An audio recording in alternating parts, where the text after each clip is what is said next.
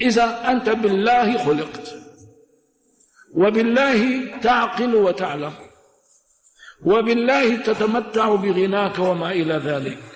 طيب شو بقي لك حتى تتكبر فيه؟ اللي شو بقي لك؟ ما في شيء. ليش لحتى ما يتواضع الإنسان؟ ليش لحتى ما يكون ذليل ذليل ذليل تحت سلطان الله عز وجل؟ وشو اللي بيمتعه بهذه الحالة؟ والله لا يمتعه إلا شعوره بذله. ومن عرف أدرك ما أقول. نعم، من ذاق عرف لذة الله. لما أنا بعيش في صفات الله ما بيسعدني غير أن يقول شوف نفسي لا شيء، لا شيء أمام صفات الله سبحانه وتعالى. لأن أنا صرت بالله أتحرك، بالله أعقل، بالله أجمع المال، بالله أعد نفسي قويا، بالله أرحم.